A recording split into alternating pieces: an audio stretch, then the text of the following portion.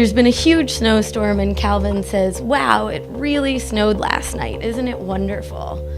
And Hobbes responds, "Everything familiar has disappeared. The world looks brand new. A new year, a fresh, clean start. It's like having a big white sheet of paper to draw on, a day full of possibilities." And Calvin responds, "It's a magical world, Hobbes, old buddy. Let's go exploring." And the two sort of zoom off of the page into the unknown.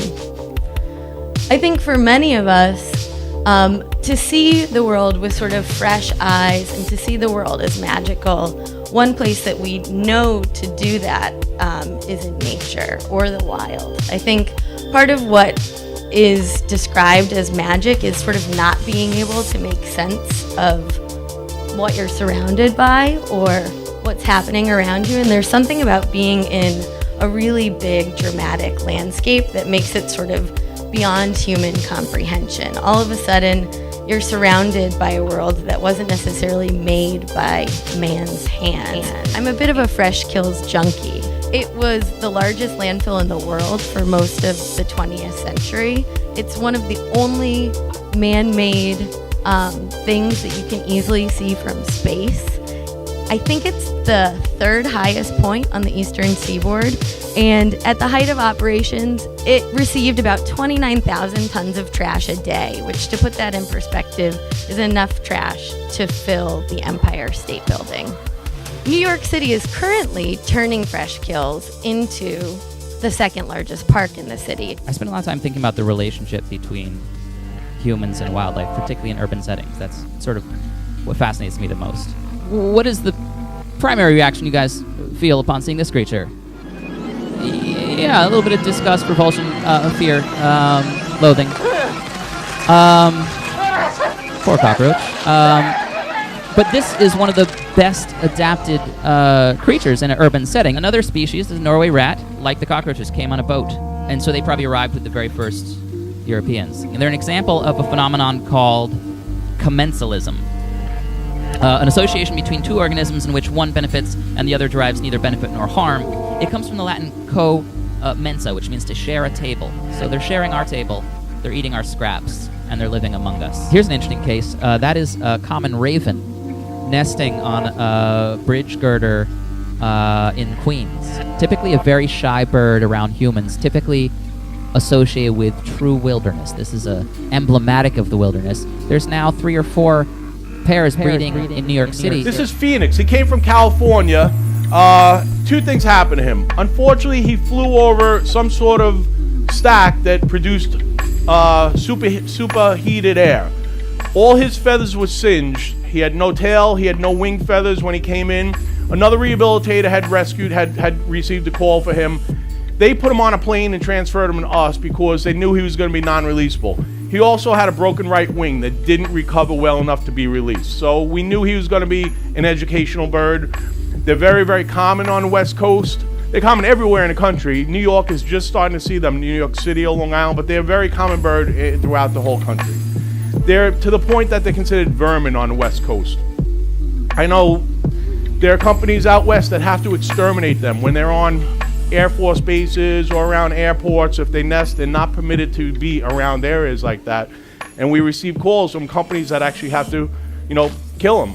Of course, the city and nature aren't nearly as separate as I kind of had imagined or struggled with in the beginning.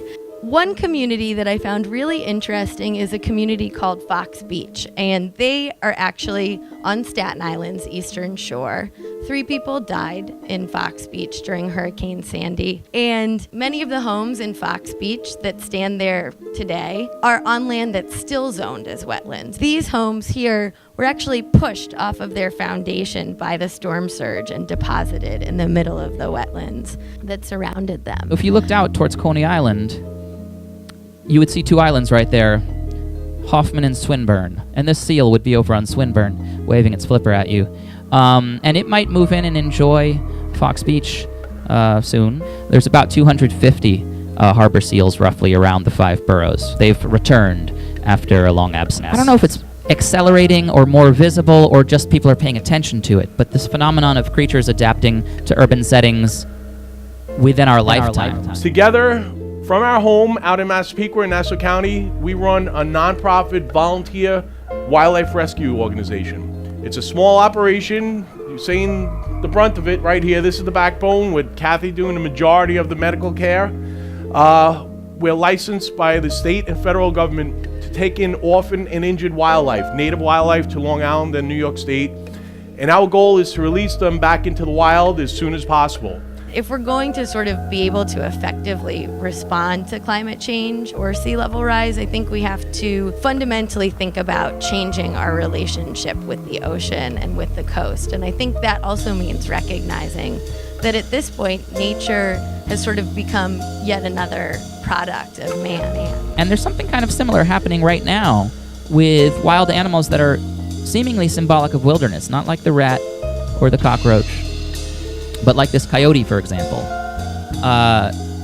This coyote, this isn't just some coyote picture off of the interwebs. This is a picture that was taken on a walk of mine in the Bronx.